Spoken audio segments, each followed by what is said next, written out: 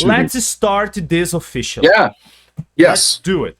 I have here a mini bio from Will Errickson, okay? That I stole from a website. I don't know if you know, it's Too Much Horror Fiction. That's the name of it. Yeah, I've heard of it. And there we have Will Errickson collects vintage horror paperbacks, co-author with Grady Hendrix of the Bram Stoker award-winning Paperbacks from Hell, the twisted history of 70s and 80s horror fiction from Quirk Books. So Yes. this is you, right? This is me. Yeah. And it's difficult for me because I have to interview and I have to talk about horror. I do that a lot on my Instagram and YouTube, but at the same time, I am a fan of the people that I interview. So don't be scared if along the interview I speak some crazy shit because I like you so much and I like your work so much. Because Thank you. young people, now it's the time that people are not going to like me, but young people, very young people, they have no idea how difficult it is to find specific information about things because they have the internet and they have Wikipedia.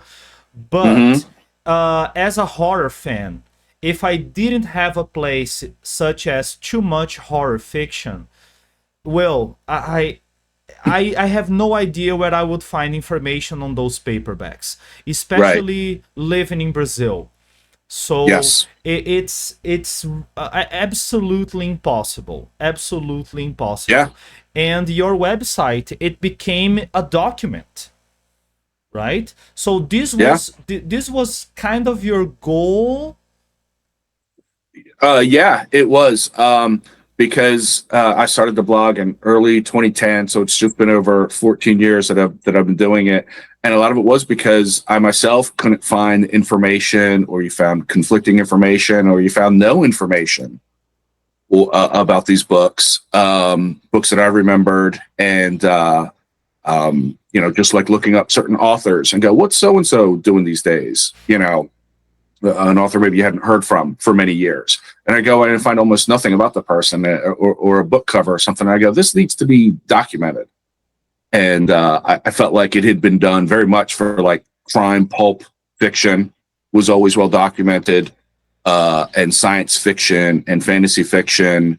And I saw that there was a space for someone to talk about these old horror paperbacks, not just Stephen King, not just Clive Barker, not just Dean Koontz, but the forgotten people or the people who were just sort of, out there, were good, but weren't really being recognized as much. And I had, a shelf full. So this was about almost 15 years ago, like I said. And I had a few shelves of paperbacks. I'd recently started collecting again and started scanning the books and talking about the cover art and it just blew up from there. I just wanted to be a resource, and I wanted to be sort of go down memory lane for myself and reread this stuff and see if it was still good. But yeah, I wanted to be a resource for people because I knew that there had to be other fans of this stuff out there. This is amazing. And we will talk a little bit about this further on the interview. Okay. But young people or those who didn't have a connection with paperbacks, they have no idea how good is the art, because you talk about the covers and people have no idea. Now we're having artificial intelligence making some stuff ugly frequently, and the art on paperbacks, man.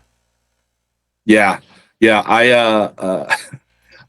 few occasions that I will go into a new bookstore like a Barnes and Noble or something like that, I'm always struck by the sort of the banality of the covers today.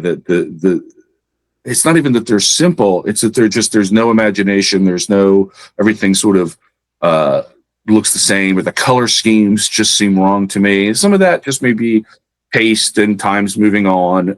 That happens. You get older and culture changes, but I don't know who they're marketing these book covers for. It just seems like they would rather have a computer do it than pay a real artist. Nobody wants to pay artists anymore. You know, No, it's they like do not. I They do think not. that They I do think not. that's the issue.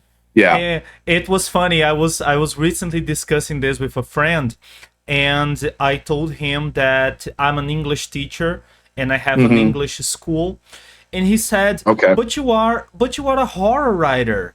And I said, like, and I told him, I looked at him like art, especially horror, right? I always say to people that horror is the ugly cousin.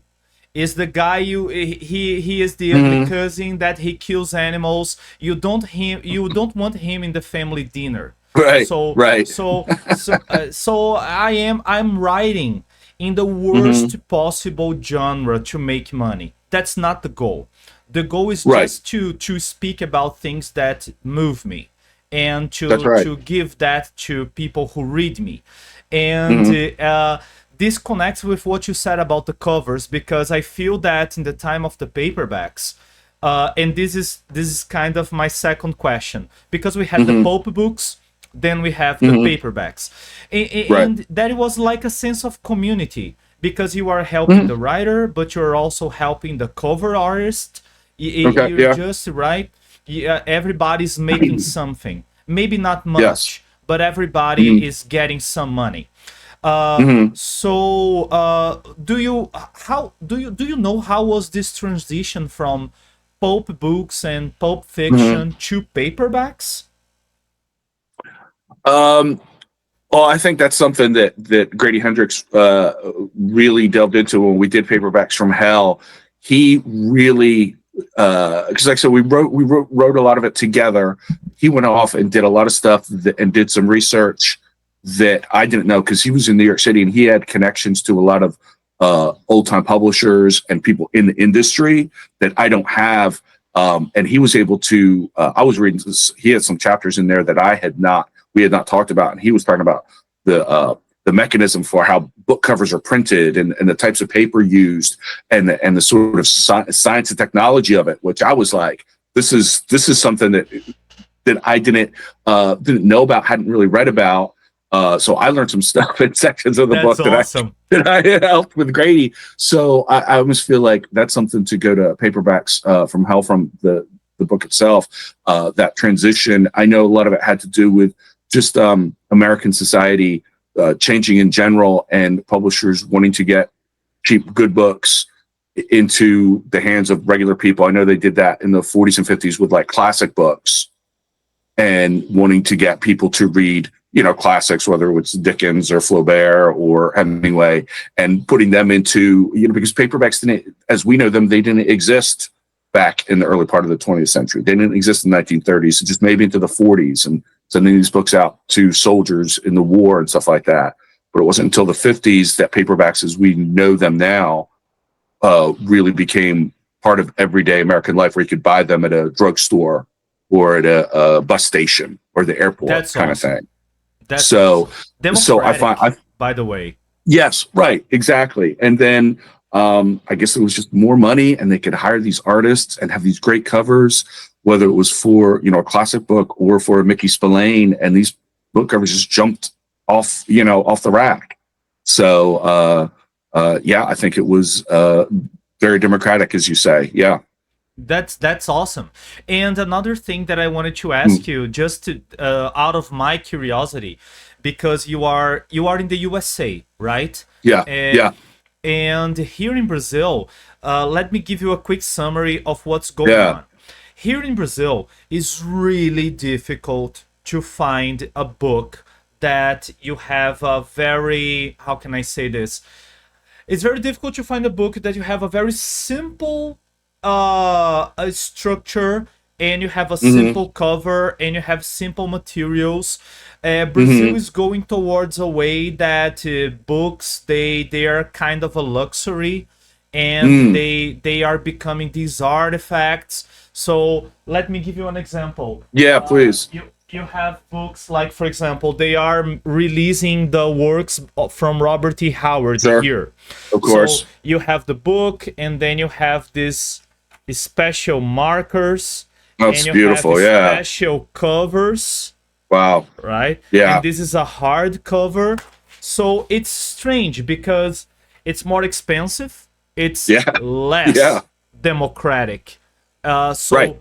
less people read, it's complex. And I would like to know if in the USA you still have something, because of course we have the paperbacks from hell, and but do you still have publishers that they're releasing paperbacks and they're releasing simple formats, and at the same time you have things like this? Yeah, we do. We absolutely do. The sort of mass market paperback has sort of changed in size, and it's gotten a little longer and more rectangular. But they're still, everywhere that you used to be able to buy them, drugstore and stuff like that. And then we definitely have, I think even more now, specialty publishers and the big hardcovers and the specialty editions. I see a lot of that. I know some of the publishers done that. I've done introductions for some of those when they reprint the books.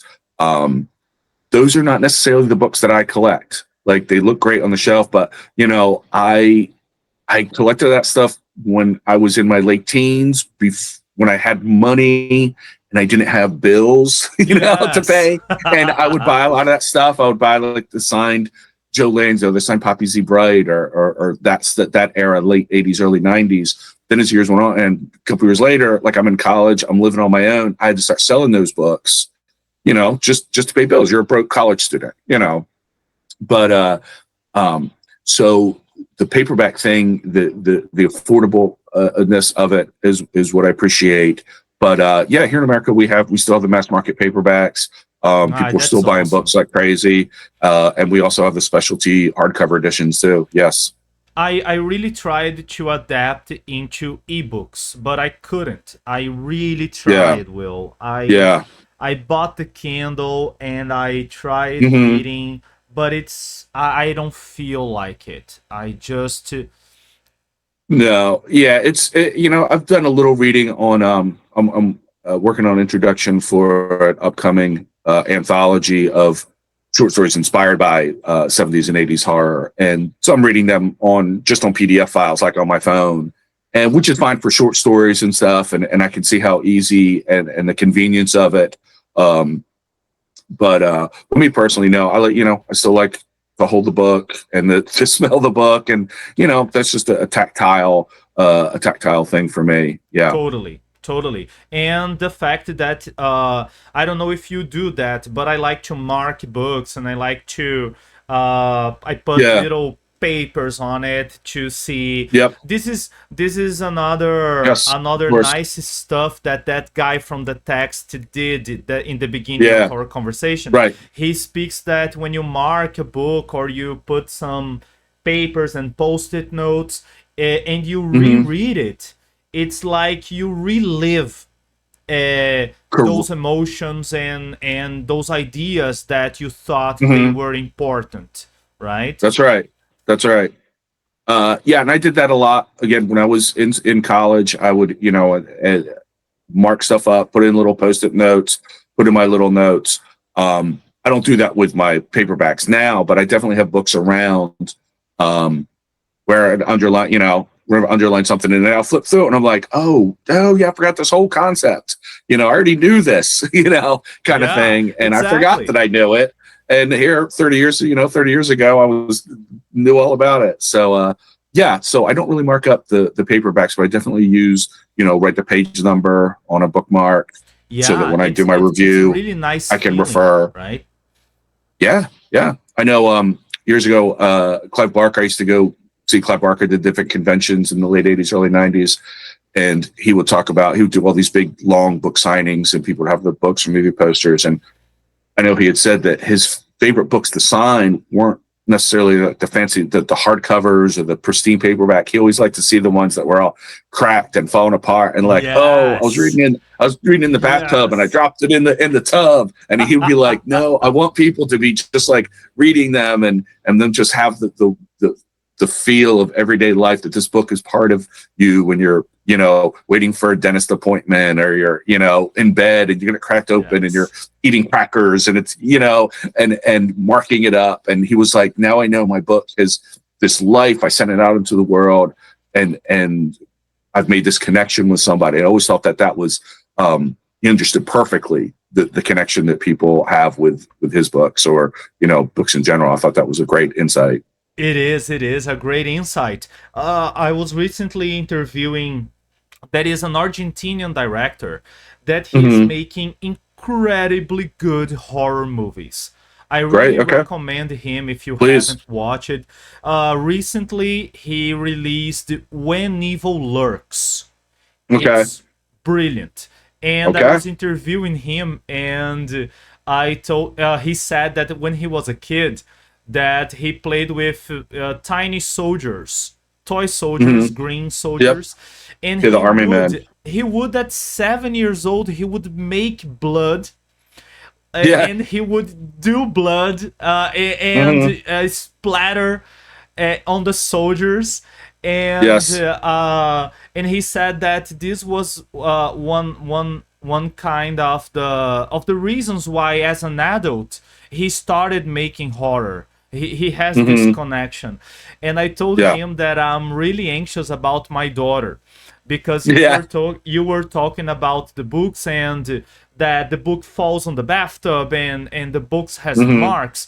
And my daughter, she spends a lot of her time here in the office with me, because we don't have a nanny. We wanted to raise her ourselves, and when she's not at school, she's here in the office with me, and she takes any book, and she just flips the pages, and for some mysterious reason, she fell in love with a biography that talks about George Romero and his zombie movies.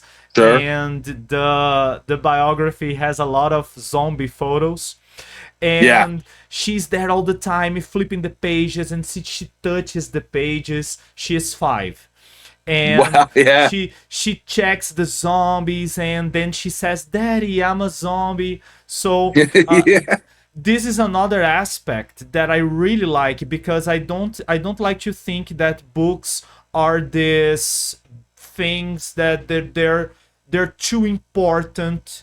Please don't touch. Please don't. You have to have gloves. I really don't believe that, and that's why I love paperbacks so much. So much. I remember that the first paperback I held on my hands was The Nightland by William Hope Hodgson, and I loved the art. I bought it because of the art. Here in Brazil we have sebos. Sebo is a very nasty, kind of a nasty word, because sebo is something dirty, but sebo is actually a store that you can buy old books. Cool. And it in America, in North America, it would be a flea market, maybe. Sure.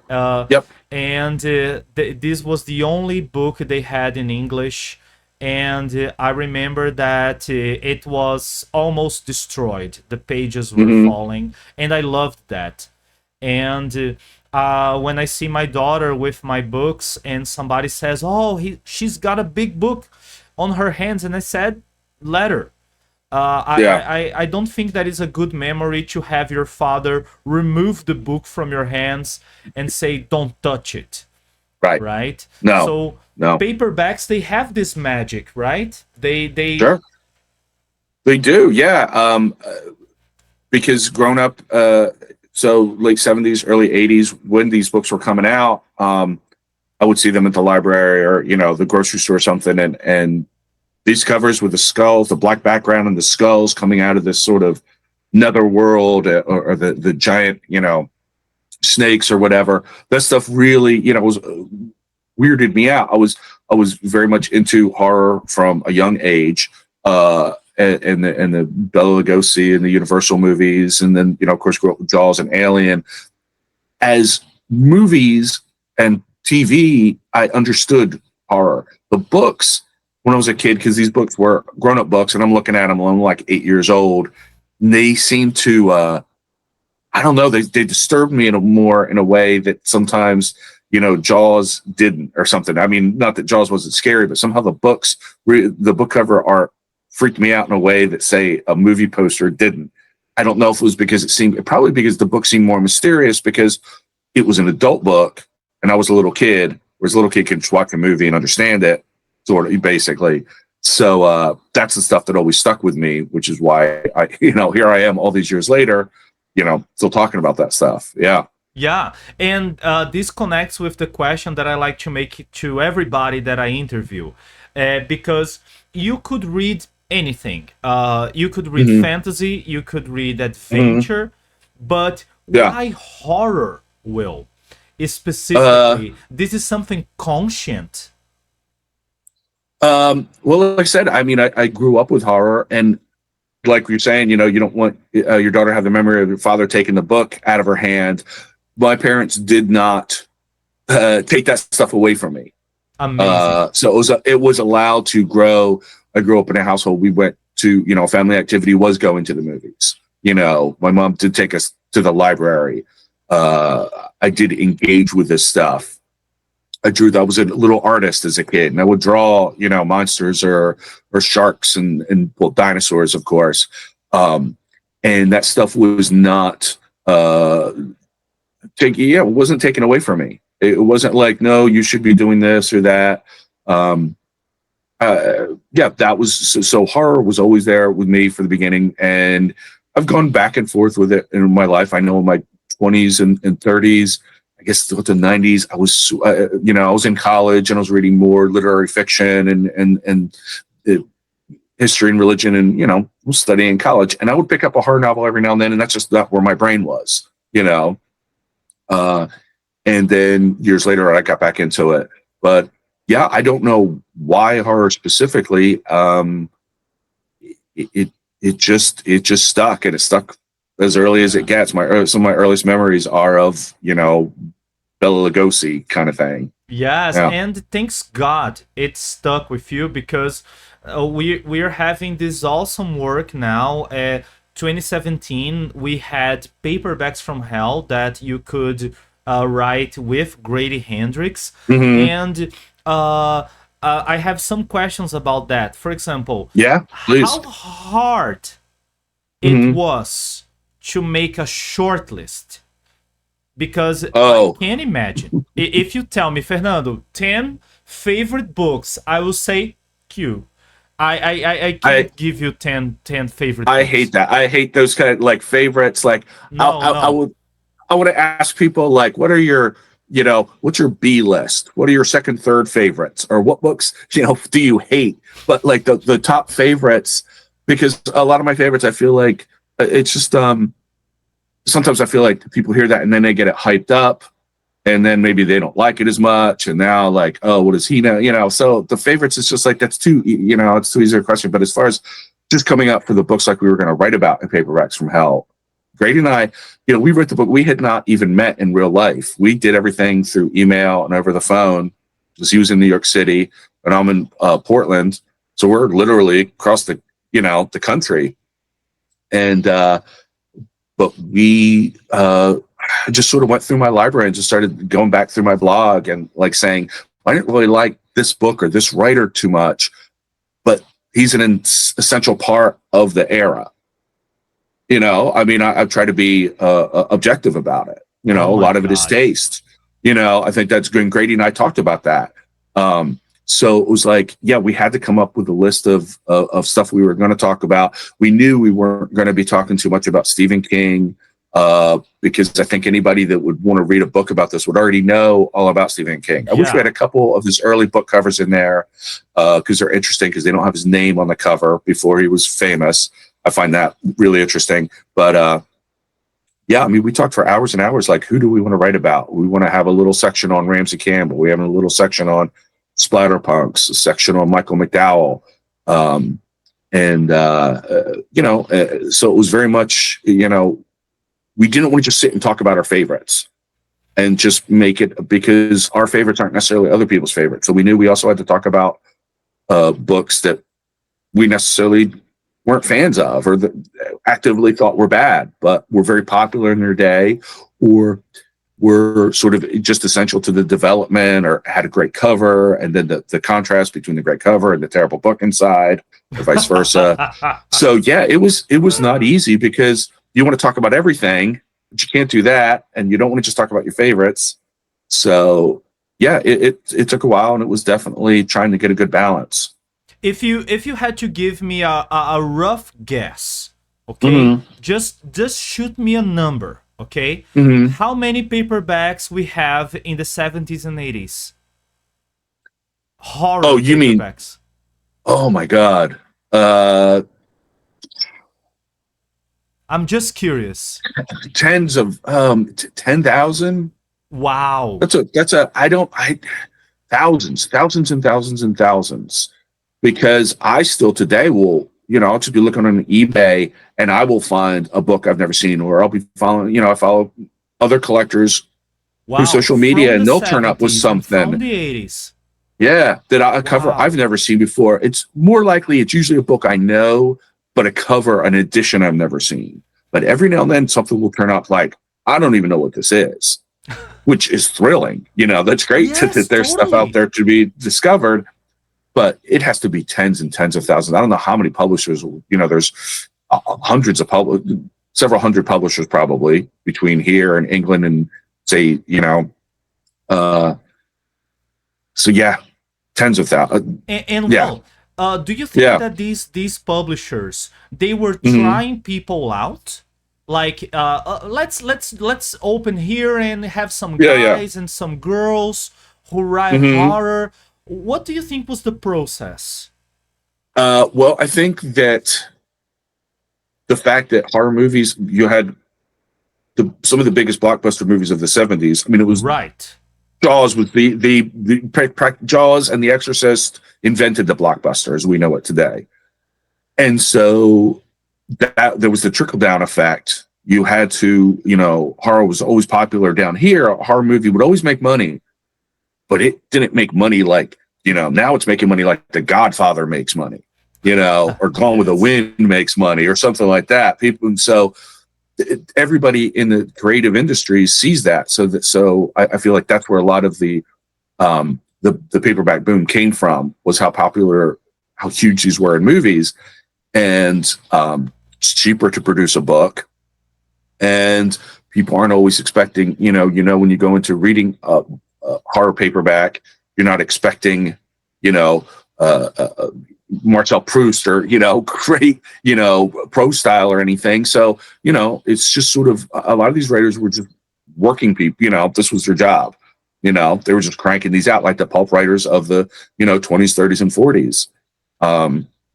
So I feel like a lot of it was from the big movies. And I know various editors at the time, like Charles L. Grant, who did the Shadows series and was a novelist, short story writer himself. He said that whenever a new popular horror movie would come out, all the short story submissions that he would get would all read like just variations of the latest popular horror movie. Okay. So a lot of times that's something I've run into, is that people aren't imitating other horror writers. They're imitating just the last horror movie, and that is, at least back in the Paperbacks from Hell era, that's not necessarily a recipe for success. It can be, but people ask me, what's a good slasher horror novel? And I'm like, slasher horror novels, like, they're not really, there are a few, but they just, and if they're out there, I probably haven't read them because I just don't feel like that doesn't really work to me on the page. I wouldn't. Oh my God. Do you see what I mean? I want something more expansive, like on a page. Writing a crazy scene doesn't cost any money. Exactly. You don't have to pay for actors or special effects or sound effects. Give me the goods. You can write whatever you want. So much of slasher movies is just the camera stalking a victim. How do you put that on the page? That's just so boring. Yes. You can't do that. Yes. So yeah, that doesn't really work. But yeah, I definitely think the popularity of the books came from the big movies. And then Stephen King got big, and they realized that these books could make real money. So, follow the money. That's totally true. Just a quick comment. I have recently finished reading Final Girls by Grady Hendrix, and it's a really good slasher. Yeah. I don't know if you read it, but I really Yeah. recommend it. It's Yeah. really good. It's pretty I good. have not read all of Grady's books. I do the Final Girl Support Group. I do have it on Yeah. my shelf. I have not read. I have read a handful of them, but I haven't read all of them. I feel like that's just yeah. I'll get to them someday. That's the thing is, my to be read pile is just I'm just surrounded here with thousands of books, and some of the books I've had for decades and have just never read, and just Yeah. they come with back when I was young and skinny. They went with me from apartment to apartment, and I still have them today. That's part of being a collector too. Is I'm not necessarily going to read all of them. No. I can't, but that's not even the intent. No. And that is if somebody's listening to this and they are collectors and they haven't moved from houses or apartments, they still don't know real horror. Real horror is moving. Yes. Picking heavy boxes of books. Because that's true. They're heavy. Jesus, they are. The next time we move, we decided we're gonna get movers next time. The only good thing about moving books is that they're just in a square box. You just stack them up and go. They're easy to stack. Yes. But it's just, to me, it's just, you just accept it. It's just, this is what it is. It's hard. But yeah, it can be. Absolutely. Yes. Absolute. And another interesting thing that you mentioned is this, not always when you see a movie and the movie is nice, like a slasher, if you write that down, it will work. And this is really real. And coming back to the thousands of writers and paperbacks, do you read guys, or about guys or female writers that they were like one hit wonders? They had that paperback and they were done. That's a good question. I never thought about it in terms of one hit wonders, although absolutely. First thing that comes to mind, a novel called The Happy Man by Eric C. Higgs, which I should have right here, actually. This guy. Wow, I love this cover. From mid 80s. Yeah. 86, this paperback edition is from. And I think he only wrote one or two other books. Now, this is a book that is very well written. And you're reading it, you're like, this guy is a writer. This guy doesn't just have a great idea and sort of just puts it out there in a pulp way. This guy can write.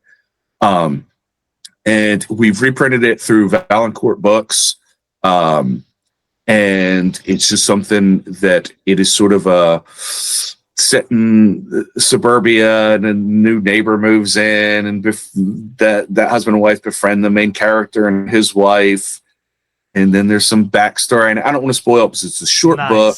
It was a cult book. I'd heard about it for a few years, and I read it probably 8 or 10 years ago, and was just like, oh my God, this is amazing. He wrote one other book that I don't have. The reviews I've read out of it are sort of like, The Happy Man was so great. What happened with the second book? Not so good. Unfortunately, so Valancourt reprinted it a few years ago, and then he died. It was really sad. So at least he got to see his book reprinted, get back out there, get new fans. We rediscovered him. We've done that for a few authors. So that would be I think he would be a one-hit wonder. Eric C. Higgs, The Happy Man. I think Hugh Zachary, Gwen and Green, which is sort of an eco-horror novel from the early 70s with this great George Zeal cover. Another book that we reprinted in the Paperbacks from Hell reprint series from Valancourt Books. Now, he was a very prolific pulp writer, and I've read a few of his other books, and they're okay, but this one is just got the perfect cover and the perfect sort of storyline, and I feel like is great for an early 70s kind of book. Nice. And it's sexy, kind of dated. You're reading it today and you're like, oh, I don't really know. But in the 70s, so that's kind of fun. Let me take a peek here. Oh, Yeah,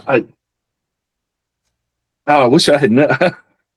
That is such a Well, great question. Yeah. but let's keep the question Mhm. going. Keep that at the Yeah. back of your head if you remember anybody hmm else, hmm because with this absurd quantity of like Yeah. tens of thousands, probably there were some people who they wrote that because they were really inspired, or maybe they copy somebody and it was really a hmm good book. And because I see that here, and we hmm don't have as many horror books as you guys have, Yeah. but sometimes I see that I read the book and I want more.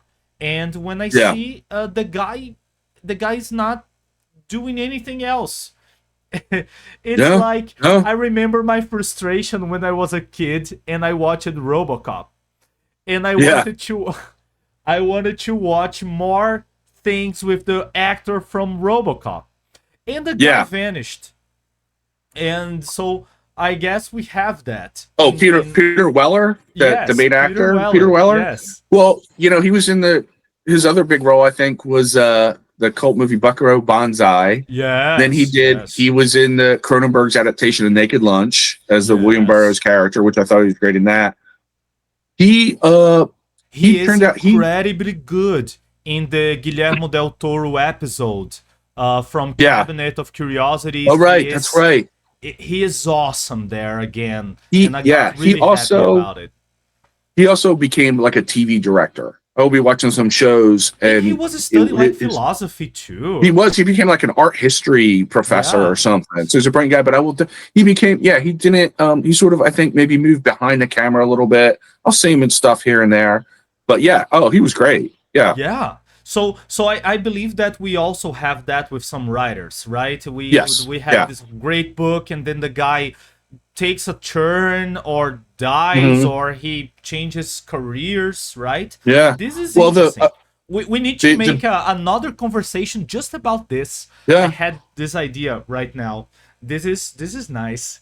Uh, Well, and yeah, the big one is, of course, you said about people who died. The big one for that, the one hit wonder, is Joan Sampson and the Auctioneer, which is really taut, compelling book about an auctioneer who comes to a small town and slowly convinces people to give away all their belongings. And it's a very grim, hard scrabble. You know this book. The cover is beautiful. It's a desert. Yeah. And that is like a red truck, right? Yeah. Yeah. Yeah. Right, one That second, is I'll grab it. gorgeous.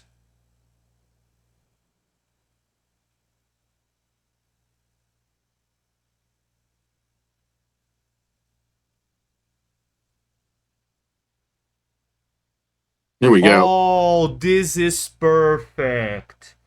This is perfect. My Kindle edition from this book has started crying there on the corner right at the moment that you showed this paperback. Yes. Yeah. So that came out in 1975 and it was a big bestseller. They were going to make it into a movie, and Wow. and she died. She died of cancer right after it was published. Stephen King mentions it in Danse Macabre in 1981, so he knew about it. I probably read it 10 or 12 years ago. Some random message board online. Somebody mentioned The Auctioneer as a good, not Stephen King, early 70s horror novel. I found a copy for like 50 cents at a library sale, and man, it is unputdownable. It is unputdownable. So that is one book. That's the biggest, probably one hit wonder. And I've been talking up on my blog for years, and Grady has, and then we got it, Valancourt reprinted it as a trade paperback, and then we reprinted it as the Valancourt Paperbacks from Hell series. And I see people talking about it. I need to have that physical edition. That's the problem. I was telling that to a friend living in the USA.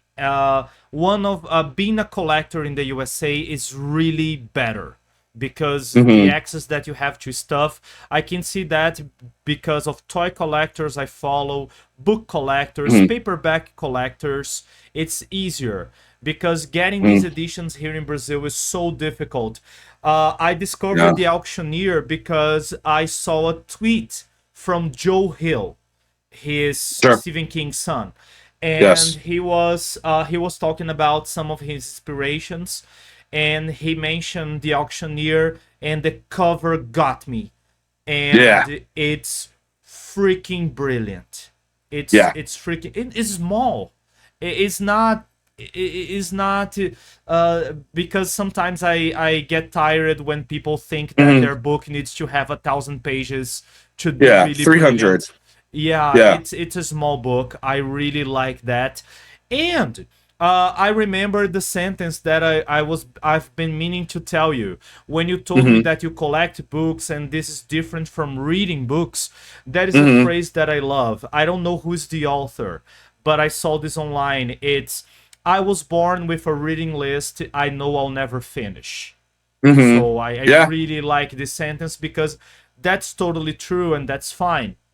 It's totally different. You don't need to read everything that you have, right? This is not a connection. Well, my next question for you, Will. Do you think that the horror that we find in paperbacks, it's different from horror that we see in the movies? Because now we are in a very kind of creative but kind of different kind of horror. We have Jordan Peele doing some really different stuff with horror. We had big hits like Hereditary, and but is the kind of horror predominantly different? I think so. I think that's why I've always been a big reader of horror mostly, and then of horror film. And I've met other horror fans who seem to gravitate more towards just movies. I don't think that the fandom necessarily overlaps, that horror readers, it's more like, I don't think that all horror movie fans are not necessarily horror fiction readers, I feel like. I think the opposite. I think a lot of horror fiction fans are fans of horror movies as well. Yes. I think there's a different vibe. If you're talking about the 70s and 80s stuff, one of the things I like about it is the sort of the milieu it takes place in, that era that takes me back to sort of nostalgia. I read horror and watch horror for different reasons, I suppose. Not even to be scared. It's just I like the vibe, the atmosphere. But yeah, I think they're doing. I find the creepy atmosphere in the book somehow, I don't know, more satisfying sometimes than I do in certain movies. Yeah, I don't know. I think that they're kind of, maybe that's why horror movie fans aren't necessarily big horror fiction readers, is because they're doing, I don't know if they're doing different things. They just go about it in a different way. Yeah, I hadn't really. We can see kind that answer, the slasher thing you mentioned is a big, right? Because we have hundreds and thousands of slasher movies, and they go from really bad to really average, and some exceptions are really, really good. But when we think about books, there's always a monster factor, or you have this creepy magic realism. There are some about possession, right? These are the ones that I read, right? Because you have read paperbacks much more than I did. So that's why I asked it, because sometimes I feel that cinema didn't drink a lot from the paperbacks script-wise. Correct. Yes, that's a really good point, because I've been hearing that for decades, that there were so many good paperback horror novels. Why weren't producers adapting these? Now, a lot of times the writers did get paid, movie money. They were like, we want to buy the rights to your book, and they never made it. Wow. Which to a lot of writers is like the dream situation. You never get to see your book, messed up for the big screen, but you got paid for it. And I don't know if that's because sometimes what works in a book doesn't work on screen. It's just something that, because you take something like Jaws and you read the book, and have you read the book Jaws? Yes. And excuse me, and the vast difference between that and the movie, and I feel like if you took even some of the great horror paperbacks, I feel like so much of it would have to be jiggled around and reconfigured and stuff that would almost be a different thing. Totally. That said, you take something like Rosemary's Baby, which is almost word for word Brilliant. the same. It's brilliant. Almost word for word, scene for scene, step by step, the exact same.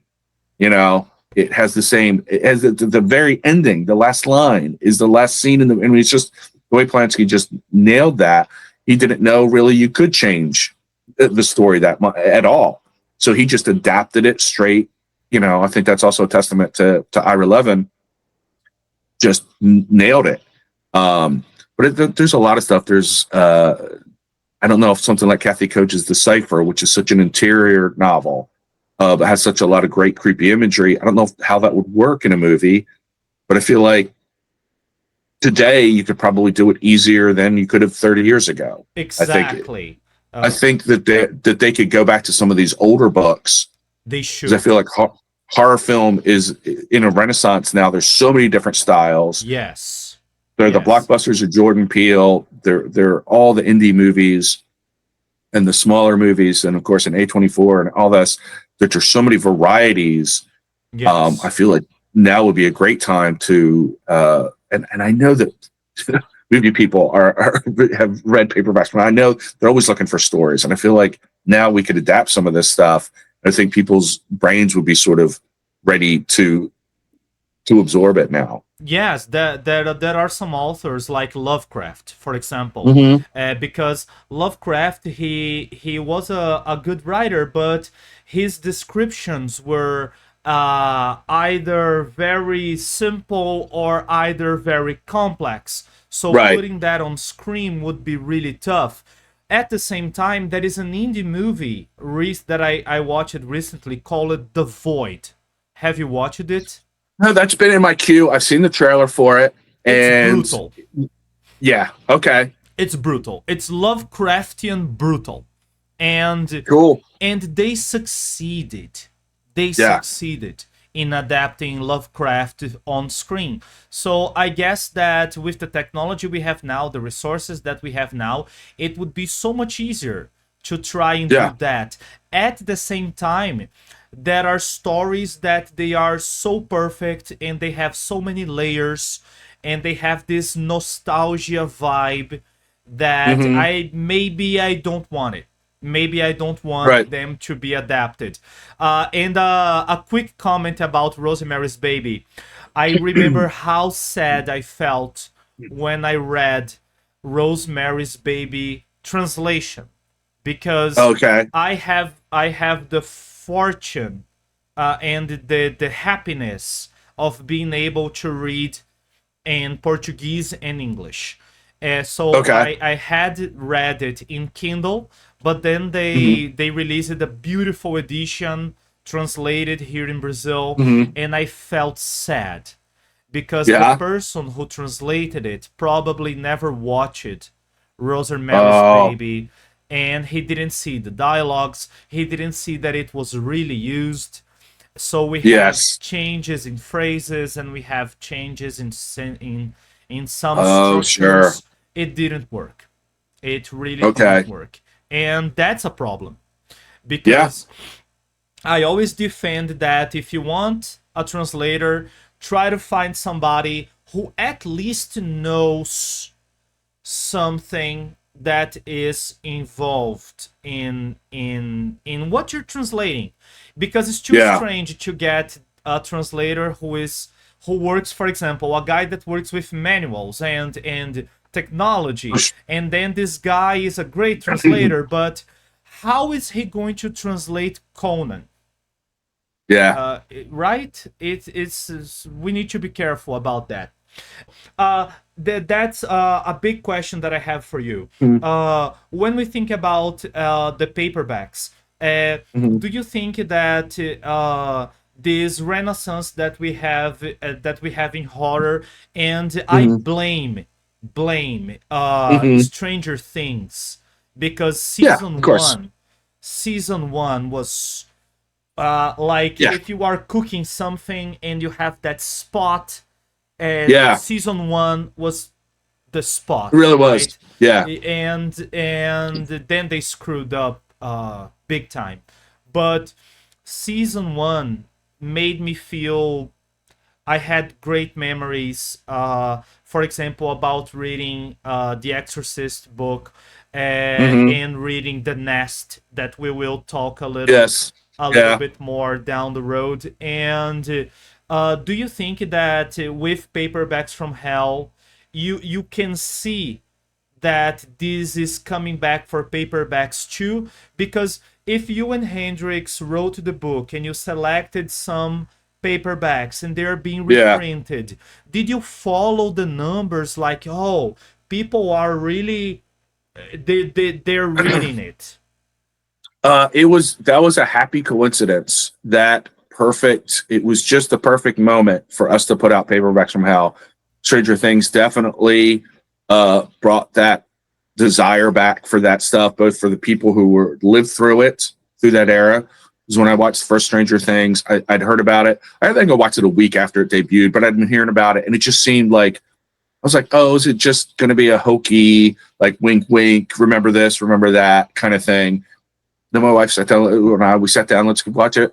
And right from the beginning, and the music and the opening credits, I was like, oh my God, they nailed it. Yeah.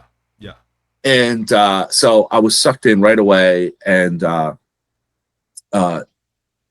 so that happened. And so that gave a hunger for the people who hadn't lived through it, who were nostalgic for something they've never even lived through. Yes. And they wanted to find that vibe. And I think just about a year later, Paperbacks from Hell came out. And I definitely, just on my blog, I noticed comments, or on my Facebook page for the blog, people started talking about it. And I remember posting the book covers that had the same title, typeface font. This is where it all comes from. Some people weren't even aware that it was a sort of nostalgic thing. Some people were like, oh, it's set in the 80s. It's like, no, the stuff has been around, and it's so sort of you were able to draw from a different audiences, and my blog and then the Paperbacks from Hell it was just all there at the right time. That sort of looking back and moving forward at the same time. It's just the sort of era we live in now, Yes. That's the era we live in now. People who never lived through the 80s are obsessed with the 80s.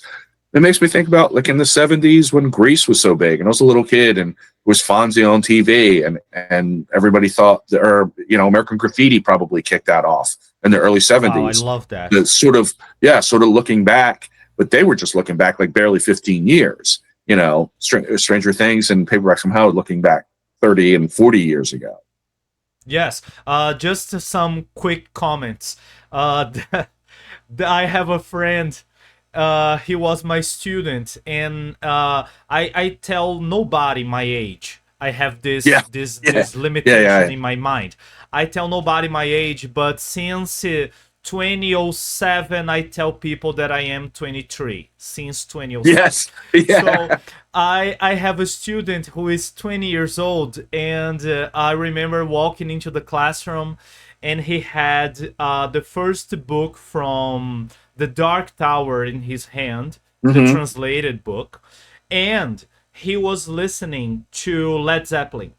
And I said, man, you need a time machine, because you were doing it all wrong. You should be listening to Billie Eilish and reading Grady Hendrix, but you are lost, man. You are completely lost. And the second funny thing is that is a meme. Do you know memes? Internet. Yeah, sure. Stupid jokes. Yeah, of course. That is a meme that I love. that is a scene from The Lord of the Rings that Gandalf speaks something to Elrond, and he speaks, "I was there, Gandalf, 3,000 years ago." And people make a lot of memes with that, and sometimes I want to do that because recently, for example, as a horror writer, sometimes younger writers or new people that I know, they ask me to read their works. And there was a guy who said, "Fernando, I wrote this story and is really similar, inspired by Hellraiser." And he looked at me and he said, "Do you know Hellraiser?" And I said, and I thought, I was there 3,000 years ago. And it's I always feel that because we had so many good stories. And Will, do you there is a connection between your collection and the blog? For example, what is on the blog is on the collection, or sometimes you have to put in the blog some book that people need to know because it's really good, but you don't have it? That's a good question. That's more like cover art. If I if I have an edition of a book and I find out there are several other editions with different cover art, I will post that just to have them all together, but I don't necessarily own all 5. You know, like, again, Rosemary's Baby, there are several great covers from back in the day, and I'm still trying to get those, but I will have them on the blog just as like a reference. I will research that because I love the book. The Brazilian cover is a green cover with a black stroller. I know, I'm sure I've seen that. That's a little like the movie poster. There's one from the early 90s with a like a cradle or a pram with an upside down cross, silver hanging over it. That's really cool. I haven't been able to get that one yet, but so if I love a book, I will, like, I'll have it and I'll write about it and I'll post the cover. But usually if there are several editions, because some books have been reprinted numerous times. I don't know how many covers there are, say for like Clive Barker's Books of Blood or of course the Stephen King stuff or, the Anne Rice or, the big writers, but Joe Lanfield's books have been reprinted several times over the years. So I would just sort of, and again, the blog was meant to also be sort of a reference where you could just see all the covers all at once, and you didn't have to. I scoured all over the internet so other people didn't have to, and I put them all together so that if you're doing a Google search, you find my blog post about all the different covers of, say like Dracula, or Frankenstein, and I'll try to put a bunch of do a sort of photo essay of all the different covers of Dracula. So I've been buying paperback editions of Dracula when I can find it, because there's so many. And people can collect them if they want, right? Right. I think that's a great way to start collecting, maybe, is to go, I'm going to start collecting the different Draculas or the different Stephen King editions. I think that's the perfect way to start. It's just like, I want to have all the different ones, because I suppose it's daunting. That's a thing that we're seeing now with so many new collectors. People aren't really sure, like, do I just buy whatever I can find? Well, yes, that's buy what you can find, but then think about it and go, all right, I'm gonna start searching for all the 1980s prints of Robert McCammon or the Splatterpunks, or I'm gonna do all 1970s possession books or something.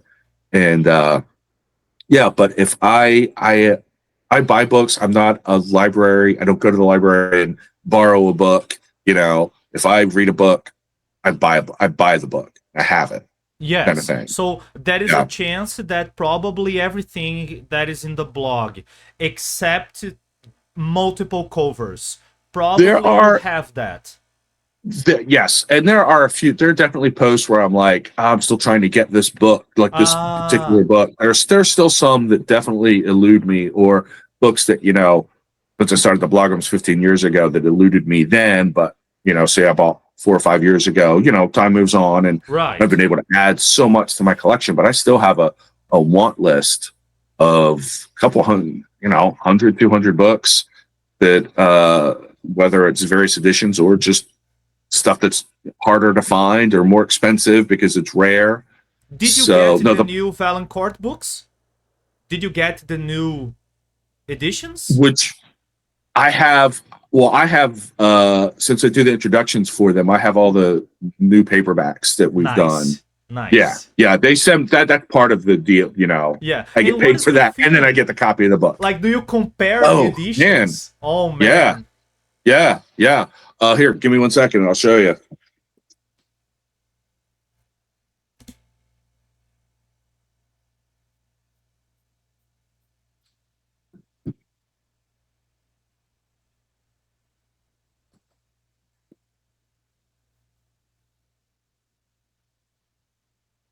So Nest of Nightmares by Lisa Tuttle. She's an American writer, and this book was published only in the United Kingdom by Sphere back in '86, and that was the only time it was ever printed. And I had read a few of her short stories back in the late '80s, early '90s. She was in various anthologies, and I always thought they were really good. And I had read about this book in one of the best of horror books, and couldn't find it back in all through the 90s. I was looking for this. I happened to find it in a bookstore in New Jersey for just a few dollars, probably 10 years ago. It's like, awesome, wow. Read it, and it was even better than I expected. So this was one of the ones that I told Valancourt Book when Grady and I and Valancourt Books were like, we're going to start putting books out that were mentioned in Paperbacks from Hell. This was one we went after.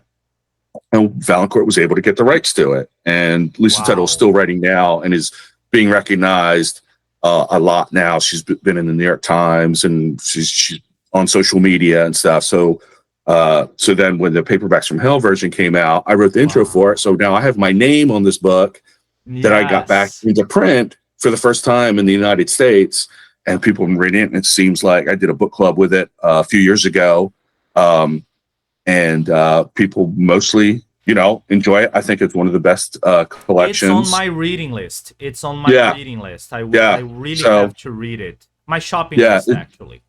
Sure. Yeah. And it's just a thrill to be associated with it, to have written an introduction. Totally. I did an email interview with her, and she is still writing and gaining new fans, and both for her stuff now and for her stuff from 35 years ago. She was friends with, or is friends with, George R.R. Martin, and they wrote books together in the 1980s. Nice. So she's been around for a long time writing stuff, and he put together a collection called Night Visions with her stories and Ramsey Campbell's stories and Clive Barker's stories, and it was the first time the Hellbound Heart had been published. It became Hellraiser, and their stories all sort of are not similar, but they all sort of complement each other. Wow, she lived in England. Yeah, she left the United States and lived in England for many, many years, and I'm not sure if she still does. So there was this sensibility that she has with Clive Barker and Ramsey Campbell, both complementing and contrasting, because her stories aren't necessarily overly graphic like a lot of Clive Barker stories, and they just seem to have an aspect that just really connected with me. So that made me really curious. What is the name of the book? It's Night Visions? Oh, so Night Visions was the name of a whole series of anthologies from the 80s. Night Visions 1, Night Visions 2, and so on and on. And they would have usually three writers who would write several short stories, and different editors. I think the publisher was Dark Harvest. It was a specialty hardcover publisher in the 80s in the States. Nice. And it had all the big horror writers and then some of the lesser known ones. And I've reviewed them. If you go on my blog and you look up Night Visions, I've reviewed a few of them over the years. They vary in quality. Some I thought were really good. Some I thought were not so good. Whatever. I think this one is the best out of the ones that I've read. Night Visions 3, The Hellbound Heart. And I think that's the best one. And I did a long review of it. And so it's just great to be sort of have my name on these books that I've been reading for forever. So yeah, and it's also a recognition. right? Is also the world saying, hey, Will, you got this blog for this long, and you know this is a frigging heavy work, and congratulations, right? Thanks. Congratulations are in order, right? I mean, it's like when we won the Bram Stoker Award for Paperbacks from Hell in 2018. Brilliant. That was amazing, and it felt very vindicating, but it also, and I felt like, I thought about my teenage self when I was reading Clive Barker when nobody else was reading, long before Hellraiser came out. When I was reading Lovecraft, and my English teachers are like, "What are you reading?" And I'm reading Stephen King in class and trying to hide it. And I mean, other people were reading Stephen King then too, but I was reading Ramsey Campbell and Algernon Blackwood, the older authors. Yes, and I was reading all this stuff when I was a teenager. Because I was going back even then, Arthur Machen and stuff like that, and then the Spider Punks, of course. And I was reading all that in high school, and so it felt very vindicating. Decades later, to be recognized as someone who brought this stuff back to the forefront. And I was like, teenage self, I got you. We're sort of simpatico. It's like, I'm still doing this. Of course, this is what happens. So that was thrilling to sort of have those two timelines in my life like connect and go, totally, this is sort of what I was meant to do. Yeah. I feel this because some mixed reactions that I receive in life, they are very curious because that people always have their prejudice level on the high. People normally never try to see who you are or talk. They're just in with the prejudice. And I was recently, last year, was the first year my daughter went to school, was last year. And on one of the first days I was there, and some moms were looking at me strange, and I had to be there and not my wife, because my wife works every day, all day. She is a university professor. And I was there, and one of the mothers said, "Are you a tattoo artist? Why a tattoo artist is here?" And I said, no, I'm her father. I'm not a tattoo artist. I'm a teacher, and I'm her father. So it's funny because I sometimes say I write, and people, oh, write, that's amazing. I love books. What do you write? Yeah. And then I say horror. Right. And then I see people shutting down. Yes. Immediately. Immediately. And I believe that your teenage Will Errickson, like the guy, I don't know if you had a mullet when you were in your teens.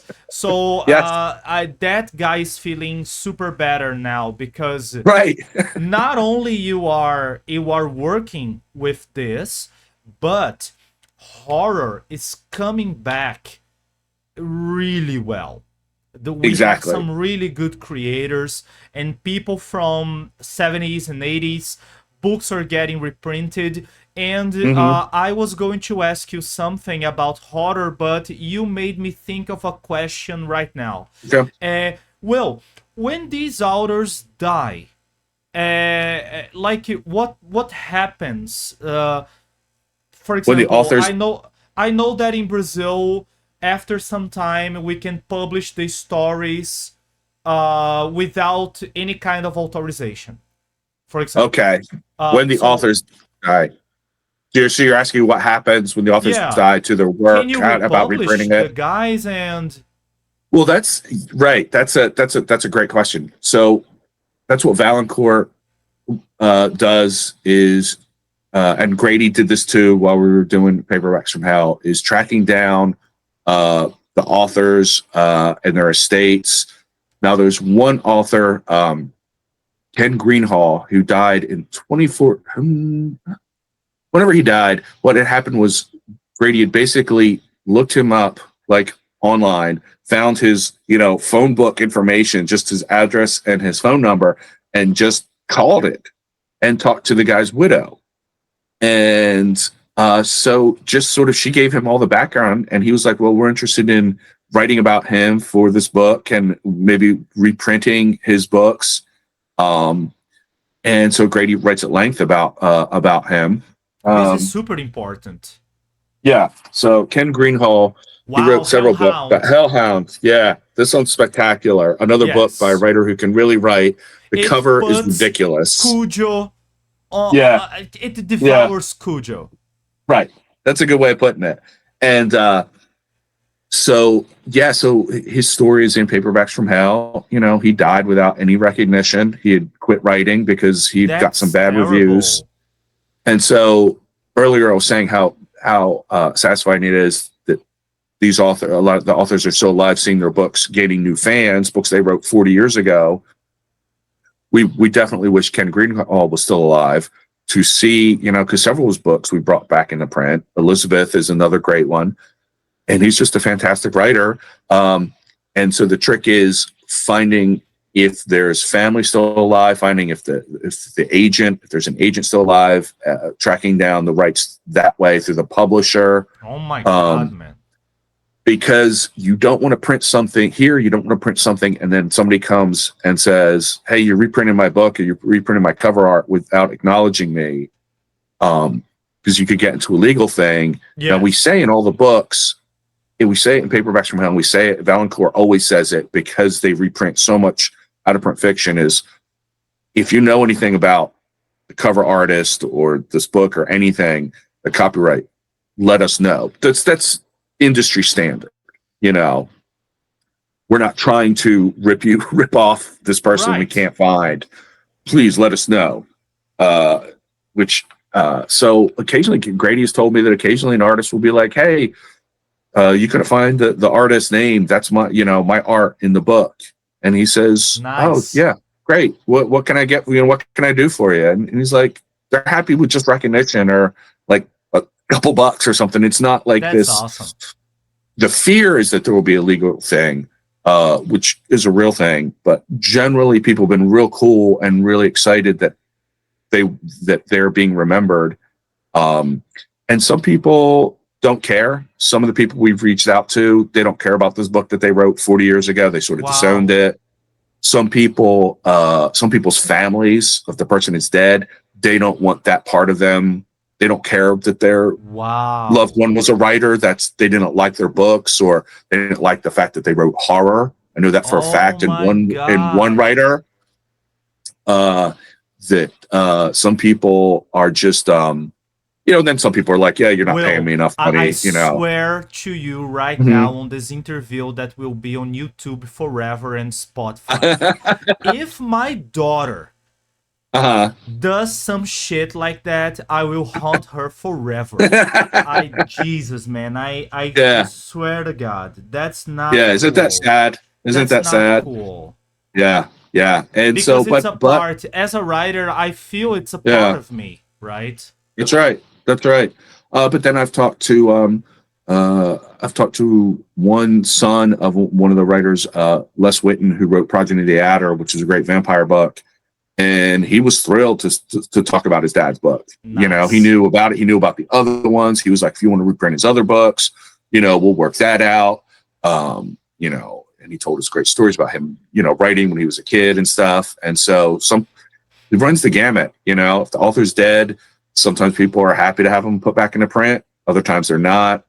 And what is the difference when you have a guy like, for example, I see that Lovecraft, for example, anybody can publish it. Yeah, because he's in the public domain, which means that anybody can reprint it. It's something like 75 years after the death of the author or something. And if there's no, like in Lovecraft's case, there was nobody in his family, like he was the last in his family and something like that. And so for the last few years of Lovecraft, right? Yeah, because 75 years is not after the death, right? Not after the book.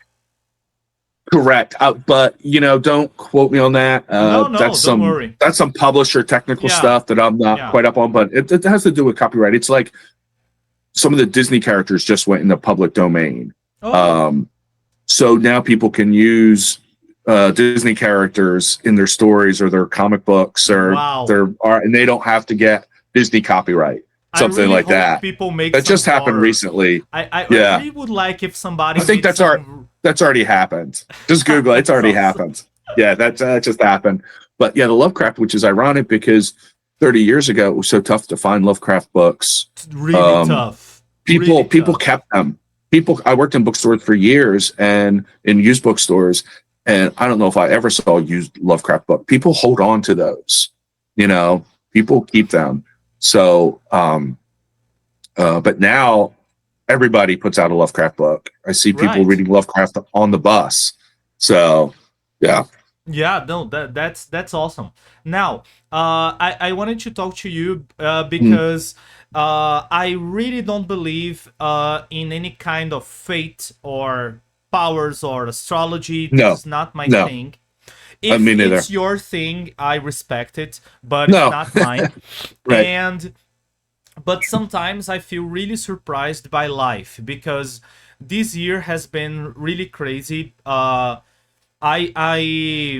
knew that I wanted to become a writer since I was a kid, Mhm. but my first published work was last year because I Mhm. wrote since early 20s, but Okay. I felt ashamed and it was horror, so they were always hidden. And last year there was this selection for a publishing house here in Brazil, and they wanted horror books with insects as the Okay. as the theme. And Yeah. I had one about it. It's a story that I will translate to send you. I want you to Okay. read it. I promise Yeah. I'll do that. Cool. And then my wife, which is a big supporter, said you should send it, try it, let's see.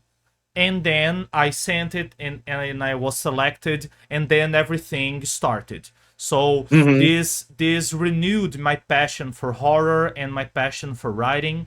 Right. And this year I could work with a publishing house that is bringing a new edition for The House on the Borderline by Sure. William Hope Hodgson, Yes. which is a frigging good book. Yes. It's really, Yeah. really good. And the second publishing house, which is called Thai Editora. The first publishing house is called Diário Macabro. In English would be A Diary of Macabre, right? Okay. And the second is Thai Editora. So it would be Thai Publishing House. Thai is the name of the creator of the publishing house. And they are bringing The Nest by Yeah. Eli Cantor. Yes. Yeah. And man, so I could work with them, and then I'm reading too much horror fiction since 2021. So Okay. so immediately I thought I'll try to interview Will Errickson. And when you answered my email, Yeah. I almost had a heart attack, but I'm fine now. Now I'm perfectly okay. And this is so crazy because everything kind of connects. I read about House on the Borderline for the first time in my life on your blog. Then Good. I begged my aunt, who was doing a doctorate in the USA, to bring me a copy, and she got me the copy with the red pig man. Yes. I love that cover. Yeah. It's a good one. And then now The Nest, which is a movie underestimated. And I have not seen the movie. It's good. It's good. Yes. It Yeah. is underestimated. And the book is awesome. It really is. I really like the book. And the guy, I have no idea what Eli Cantor did in his life, but the guy, he speaks like a freaking cockroach expert, and that's so scary. Yeah. So this is the scenario that I'm putting out to you. This is my crazy last year and this year. So now it's you. What do you have to say about The Nest and Eli Cantor and this crazy meeting? So it's I have a copy up here. Nice.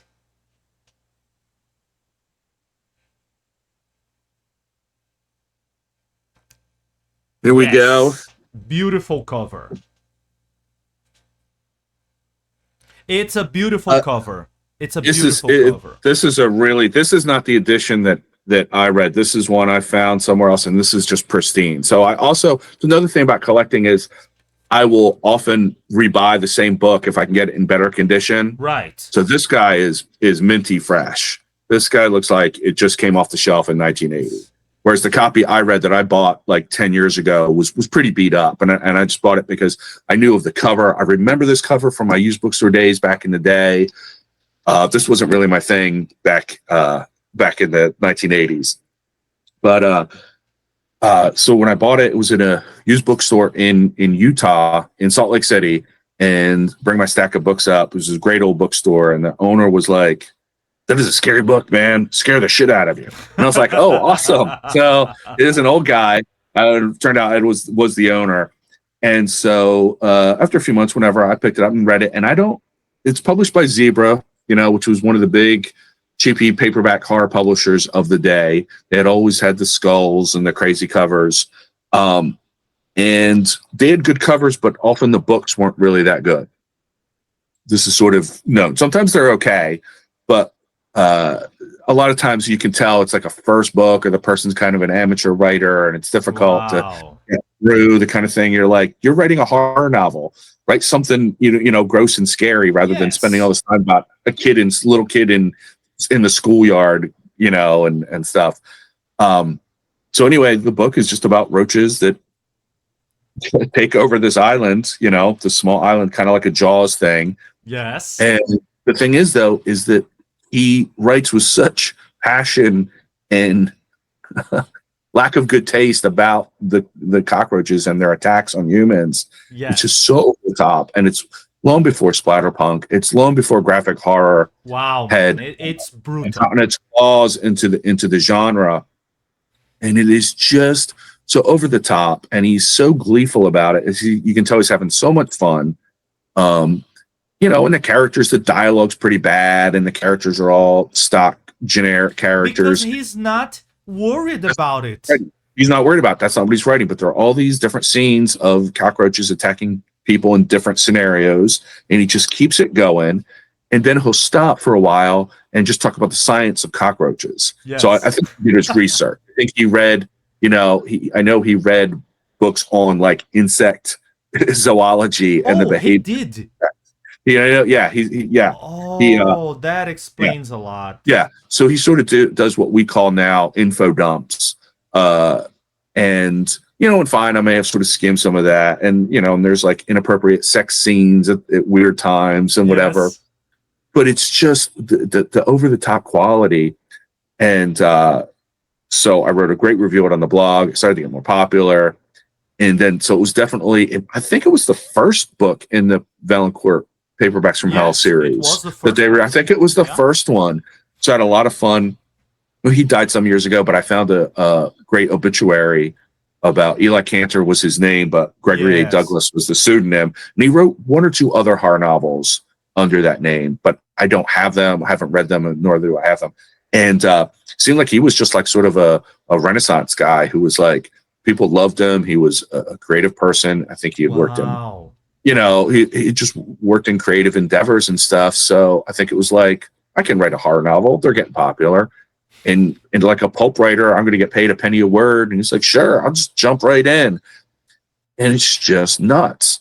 And so it's fun to see it gaining new fans. And everybody seems to agree. Like, yeah, it's a little overlong and characters are ridiculous, but man, it is just so creepy crawly. You are going to really enjoy the movie. It's a Corman movie from the Corman Studios. So the author liked the book. I did find an interview, I think, with his daughter or something, and she said that he enjoyed the movie. Yes. They changed a couple things, but he did enjoy it. So, and I was like, that's a point in his favor too. So I mentioned all this in my introduction. And the guys were so crazy that they used zillions of roaches, real roaches in the movie. Yeah. And they inhabited the set, and they remained there for years. Of course they did. Jesus, this is brilliant. This is brilliant, Will. Like, imagine I call you and I say, Will, it's Saturday. Let's get like 2,000 roaches and Yeah. make a movie. Yeah. Of course, Yeah. you would say, why not? Right. Come on, it's Yeah. brilliant. And It is. I didn't know that the guy, maybe he was a roach aficionado. I don't know if there are roaches I could aficionados not. out there, I'm right? sure that.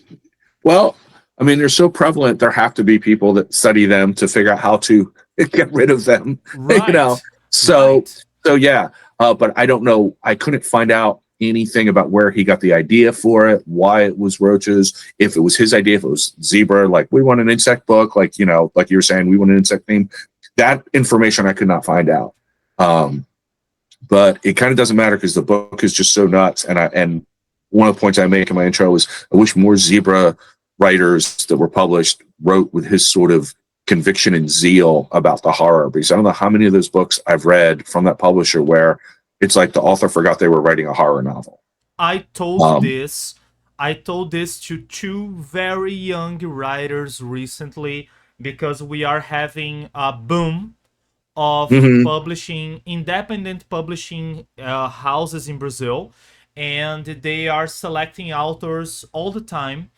And one of the authors sent me a text so I could make a critical reading of the text.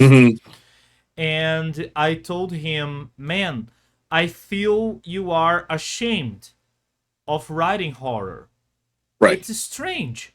You are writing horror. I see that you are using vampires, and I see that they are creating havoc, but it feels like you almost want to. I want to be a little Dan Brown. I don't know. Don't do. I'm not being serious about this. You know, I'm just doing. Yeah. That's a. I've been. Yes, you were saying earlier about, you know, like people say, you know, I'm a writer. What do you write? I write horror, or, you know, the sort of snobbery about that. You know, I've been hearing that my whole life, that kind of thing. And there's a snobbery about horror fiction that there isn't even snobbery about horror movies. You know, Yes. I feel, Yes, and exactly.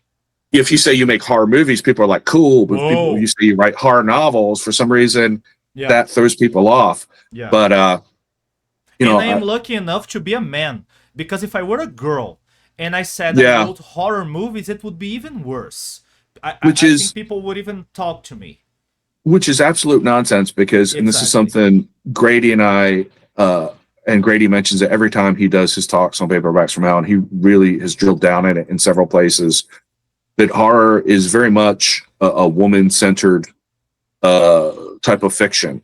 I know that when I was working in used bookstores, it was definitely women who were reading more horror. It's guys that read the splatterpunk, the graphic horror, you know.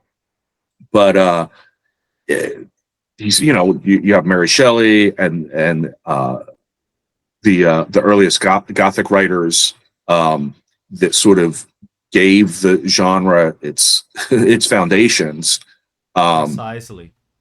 And to say that, to think that women writing horror, or to look down on a woman because she's writing horror, like, it just, tell me you know nothing about horror without Exactly. telling me you know nothing about horror. And I just see more and more young women writing horror now, because I think there's an awareness of this prejudice, and it's just, people have always loved horror. You know, couples have always loved going to horror movies. I was Dracula, the Bela Lugosi movie, opened on Valentine's Day in 1931. People knew then that horror was something you go to as a couple. My wife and I met because she overheard me at a bar talking with a buddy of mine about Suspiria or some Italian horror movie, and she just sort of interrupted us, was like, excuse me, I don't mean to butt in, but I've never heard anybody in my, you know, talk about these movies before, Yes. like in her friend group. And so that's literally true in our case too. So yeah, women have always written horror, and, you know, Shirley Jackson is just getting more and more popular. And so, and I'm happy that Valancourt Books, I don't know the exact ratio, but we have a lot of, you know, women horror writers in the line, And So this publishing house that I told you, Thai Editora, that they brought yeah. the next book that they want to bring, because it depends on the success that the Mhm. Nest will have. Sure. They want to bring Elizabeth Engstrom. Yeah. And I love the cover. Yeah. It's like a doll. Yeah. When I don't darkness remember loves if us. the doll Yeah. is broken. It's When Darkness Loves Us, Yeah. right? Yeah. I was going to say When Darkness Hates Us, but it's When Darkness Loves Yeah. Us. Yeah, I love this cover because it gives me Annabelle vibes, and Mhm. there is something about dolls and horror that matches for me. Well, the interesting thing, that art is by Jill Bauman. That is Jill. I'm second guessing myself before I start. Yeah, it's Jill Bauman, who Grady got into contact with, and he did some paperbacks from Hell shows a few years back with some of the various artists in New York. And again, I think they're like, wow, people recognizing me for art I did 30, 40 years ago. Her thing was, and she did lots of paperbacks covers for various publishers back in the day. Her thing was, she didn't want to paint dead bodies. Wow. So she substituted dolls for dead bodies in her work. And in the case of When Darkness Loves Us, that's a very specific reference to a story. So also, that's a great thing when the paperback cover matches what's inside. Right. But she did other covers with dolls, and they're creepy enough as it is as dolls. But in her mind, it was a substitution for the dead bodies, because she found I out was going to say that it's distasteful or whatever. even worse. I was Yes, and I think that's true. It's like the thing. Again, it's like Jaws. Not seeing the shark is almost worse than seeing it. Yes. So that sort of subtlety and misdirection is like, no, you've made it scarier. So yes, exactly. That's the kind of information that that's not friendly information for anyone who's reading the book. Please. Right. And Will, tell me something. Do you feel that this was the question I wanted to ask you about horror. Okay. Do you feel that you gravitate to one of the specific kinds of horror? Because, for example, I know that if you put monsters, I will be attracted to that. Right. Right. I don't like a lot of reality, like roaches or a shark. Give me, I want something from the swamp, zombies. Give me ghouls. What is your if you gravitate to that? I like. I always like the Lovecraftian doomed narrator. Whatever kind of storyline there is, I would think of Dan Simmons' Song of Kali, kind of, or maybe Yellow King. Yellow King. Yellow King. So, yes, right. Somebody's relating a story where something horrible is coming, and they know it too. The sort of the scholar, the library research stuff. People discover that the ancient secrets, like, oh my God, it's all true, that kind of stuff. And I like any kind of. I'm like you. I'm not so much on the real life creature horror, the Nest accepted. Yes, I because like, they are kind of. The roaches are mutant. Right. Yes. I like atmosphere and weirdness, but I like vampire stuff when it's done. I don't need my vampires to be reimagined. I like them the classic way. Classic, yeah. You've got to do it with belief and conviction, and you take Salem's Lot. One of the things that makes that so successful, I think, is because the time he was writing, people are like, reading this, there's no way it could be vampires in this hardcover book that I'm reading in the mid-70s. And it is. And it's just, he just plays it so dead serious. That kind of thing. Give me something. Don't play around with me. I enjoy sort of a lighthearted thing, but I don't need to be, to have everything reimagined all the time. I do like things that are just like, straightforward, serious, whether it's ghost or witchcraft or just sort of creatures that, like Clive Barker makes stuff up, where it's just, what even is he talking about? In the hills, the cities kind of thing, in the flesh, or the forbidden, which became Candyman. And I'll tell you, it's almost easier to say what I don't like in horror novels. Is as I've gotten older, I really don't like kid or teenage protagonists, even though I know they're getting more and more popular. Yeah. I don't like. I'm less and less. Now I like crime novels. I like mystery novels, pulp, hard-boiled detective novels. Nice. Crooked cop books, James Ellroy, stuff like that. But I don't necessarily like that in horror. I don't like cops trying to figure out what's going on. I'm bored by that. I want regular people. It's not their job to figure out what's going on. Exactly. Exactly. I just want a regular family in a haunted house kind of thing. Cops in horror fiction, I think are boring and useless. I feel like that's why Clive Barker and Nightbreed and Cabal, the same story, have the cops be so completely useless. Graham Masterton's first novel, The Manitou, has a great scene of cops just getting laid to waste by the monster at the end of the book. Like, they're just, you're just useless here. You're no more important or better at dealing with the supernatural horror than a regular person, because the guns and the shields don't matter.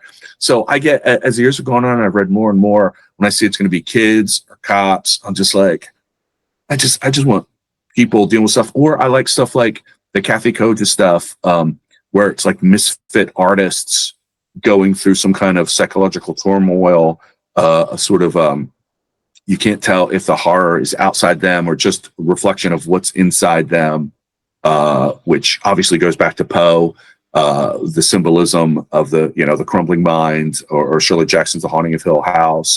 Clive Barker has done some of that, but I also like that, the sort of misfit artist kind of thing. But really the most important thing is for the author to believe it. You got to sell me on it. If you don't believe it, how can I believe it? Exactly. And I feel like what you're saying about, reading some students' writings, it seems like you're ashamed of what you're writing about. And I can smell that from a mile off. I get a few pages in and I'm like, this is a literary writer who's deigning to write horror fiction. I don't have time for this. I want someone who's like, I am going in with combat boots and I'm doing it. No matter what kind of horror it is, it's more to me about you gotta believe it, and so that's why I feel like you can give me a standard vampire story, and if you believe it, that's what I want. Exactly. I totally believe. I totally agree. And it's funny because either people they don't have the courage, or they're ashamed, or they don't believe in it. But when they do, we have we always have something brilliant. And I'm happy because here in Brazil and in Latin America too, we are having a really strong movement about horror, and we have some new writers that they are amazing. Some of them are getting published in the US. I can give you recommendations by email afterwards. And I just want to talk to you about this movie because I told you I interviewed the guy from When Evil Lurks. And he has an older movie, maybe 2017, called Terrified. And Terrified is brilliant because you have these houses and weird things are going on in the houses, and you have the police involved. And it's brilliant to see the police being completely useless. Pointless. It's amazing. Because if the police, the institution that you have to control, or the FBI, if they fail, I really like to see that. I really like... That's why I insist that a happy ending doesn't work for me. I have no problems with that, but usually happy endings, many happy endings that I know, they're really a coward attitude from the author, but sometimes it's not possible. You read the story and you follow the characters, and you are fed a happy ending that shouldn't be there. It's That's not like correct. that.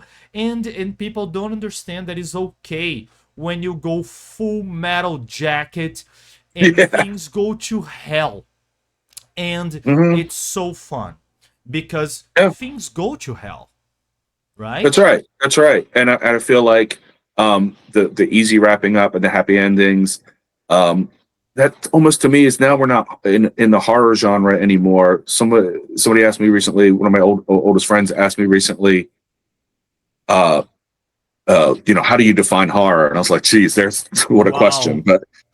But and I said, I'll tell you one thing. And I was What is like, the meaning of doesn't life? yeah, That's right, exactly. And I said, I'll tell you one thing. I said, it probably doesn't have a happy ending.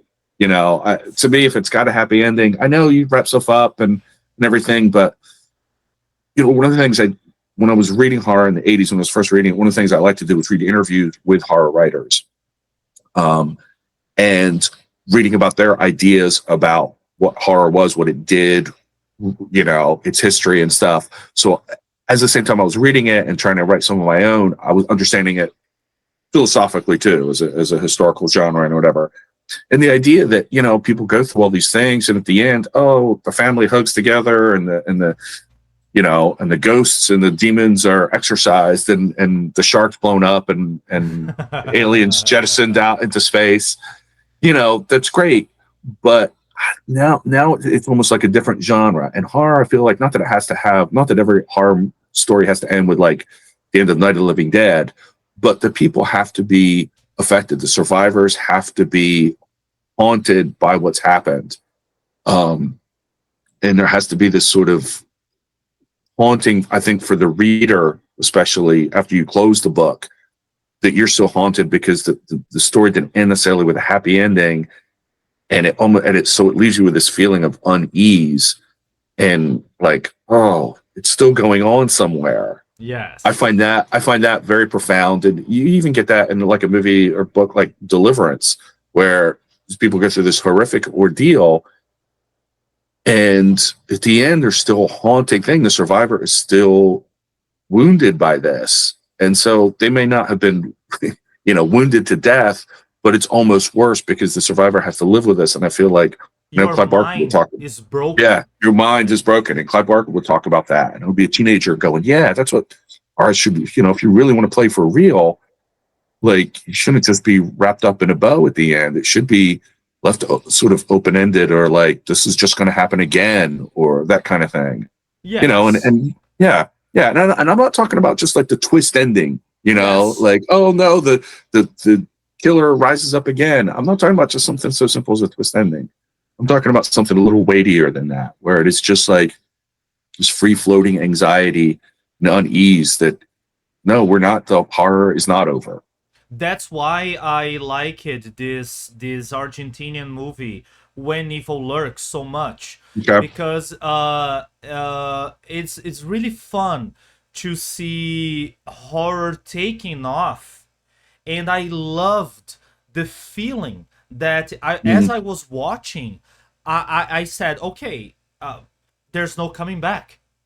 Yeah. So this brought me back to some old Stephen King stuff, to some Lovecraft, and Mhm. and this is it. There is no more going back. Things are never going to be the same. That's correct. Yeah. And when I looked, I still had 40 minutes of the movie. So I said, yes, this is going to, and I think that this is brave. This Mhm. is brave, A good way of putting it. Yeah. because if we think about the zillions of happy endings and stories that will lift you up, and that's fine, but Yes. we already have zillions of them. Hmm. I think that we can find some balance. We can find some Hmm. room to have this catharsis, and just to connect to your answer when you were talking about the kind of horror that you gravitate towards. William Hope Hodgson, he has a great character, a detective called Karnaki, and and he apparently fits your style. You have this failed detective who is haunted, and he is trying to solve impossible, ghostly, brutal mysteries. So I don't know if you know it. I do. I have a Karnaki book. I have a few of Hutchins' books. They are nice. The only one I've read is The House in the Borderlands. But yeah, I know the Karnaki stories. I do have a book of those. And there is a Karnaki story called The Hog that connects a little with House on the Borderline. Sure. So it's a nice read. It's small, and it's a nice read. Will, we are arriving at the end of our interview. Finally, I'll let you rest. I'll stop talking. I swear. My last question for you is: what is your relationship with writing horror? Have you tried? Oh, like writing horror fiction myself. I did as a teenager and in my 20s. I won a fiction award in high school for a story I wrote that was sort of a Stephen King Lovecraft pastiche that my creative writing teacher loved, even though she was not necessarily a Stephen King fan or anything. You won an award in a high school like literary magazine award. Yeah, that's awesome. Yeah, can we read that somewhere? I mean, I have it with old papers in a bin somewhere in my in storage. I know I still have a copy, but I've never put it out anywhere. I did occasionally, but in many years I haven't. I would start something, and I just always felt like I was better at writing about things, as a critic, an appreciator, as a fan. And I've thought about I should do a thing where I write a Ramsey Campbell style story. I write a Clive Barker style story. I write a so-and-so story, just sort of as a pastiche, just for fun. I feel like that would be fun. Because you're an expert. It would be really interesting to see. Yeah. I appreciate, yeah. But yeah, I have not, I've tried a little, but nothing that would ever make it out of, my desk drawer kind of thing, That's awesome. What can we wait, if you can talk about it? What can we wait for the future? You had the paperbacks books, paperbacks. Right. We still have with Hendrix. We still have more in the Valancourt book line. We've slowed down a little bit with that because we did hit some snags with some books we wanted to print that we couldn't get the rights to. But it's always a work in progress.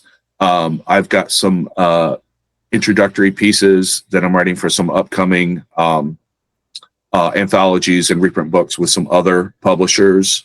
I'm still doing reviews on the blog, not as much as I used to. The problem is the diminishing returns. So many of these books, for as much as I love horror fiction, we can talk about it forever, so many of these books are just not good books. Yes. It's very easy to get discouraged because publishers just published whatever to make a buck. And sometimes I'll just be on a bad streak, even books that I hear are good from other fans online, and I'm just like, this is not a good book, or maybe it's an okay book, but I don't have anything to say about it. But the big problem is the more you read, right? That's the problem. Is the more you read, the more your taste sort of, I don't want to be a snob. I'm not saying I'm being a snob, but I don't have patience anymore for the same old story again and again, and that's a little bit why I've slowed down with the blog, because I'm just having bad luck. And but yeah, we're always working on more reprints, and I'm sort of doing little articles here and there for other publishers, and so I'm just still involved in it. And awesome. Yeah, that's great. Yeah. And I know that you are not so much into social media, but the blog is always there, right? The blogs? No, I am. I'm on Instagram and Twitter, X, whatever. Yeah, and I post books there because I post a lot of pictures of the books I buy. You know, Yes. like here's what I'm adding to the library. I don't do maybe necessarily as much reviews, time and everything, but I definitely will engage about a book in the sense of like, here's something I got from my library. I've been looking for this forever. Here's a special edition of something that, you know, that kind of thing. So I'm on, yeah, definitely interacting on social media, which is on the Awesome. blog. Yeah. But if Yeah. people wanted to read you and read your work, they It's can the get blog. Yeah. Paperbacks from Hell, and And they paperbacks from can hell. do it on the blog, right? Yes. Yeah. And I really recommend it to anybody who is listening or watching. If you are a horror fan, if you understand a little English here in Brazil, oh, but you can also translate it. We can also translate the page instantly. So go Yeah. to Too Much Horror Fiction because it's a work of art. Will is really, really thorough and Yeah. really, and this is a word, it's not because I'm talking to you right now, it's because I am a fan and I respect your job, but you are responsible. I think that that's the best word, because many critiques that I read and many people who write about books and movies, they are not responsible, they don't research, they don't pay Oh, attention.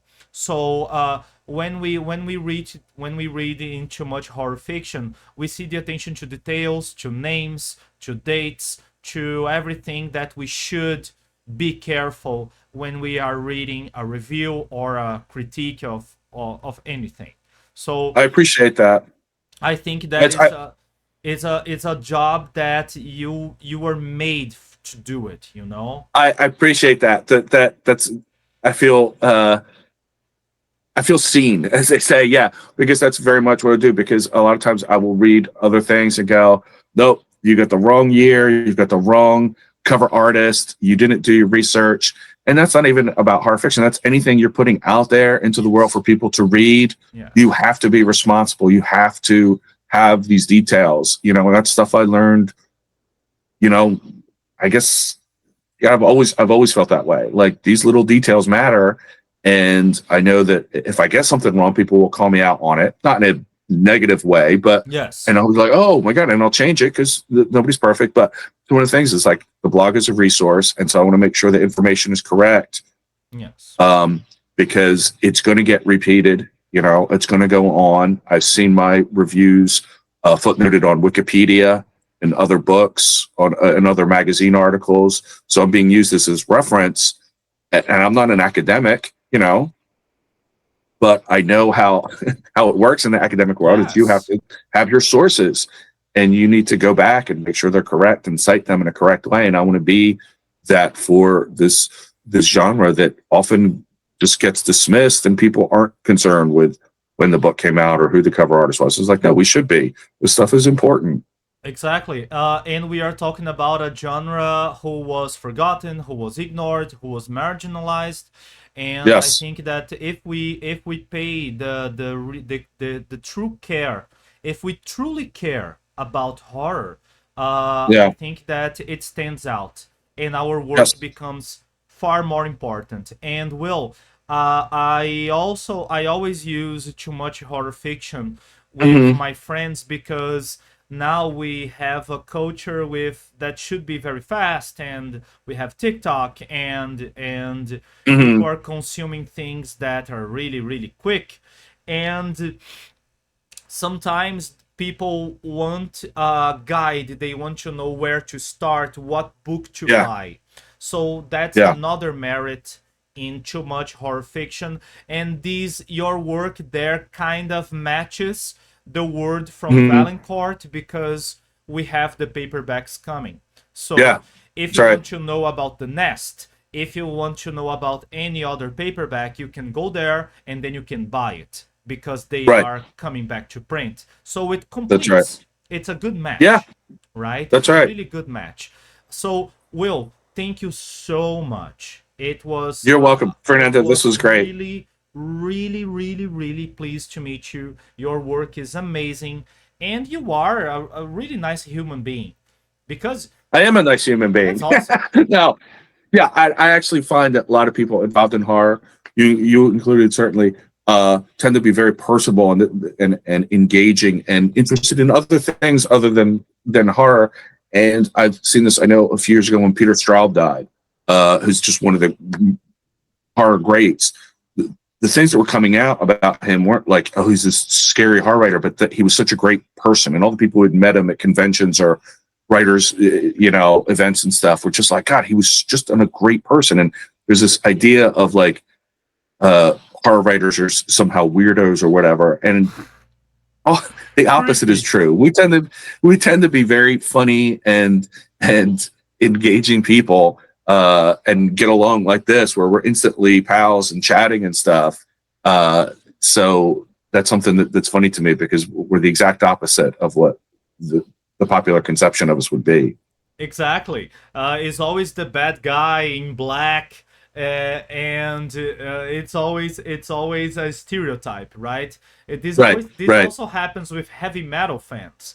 And well, I'm a heavy metal guy from way back. Yeah. Horror and heavy metal match. Yeah.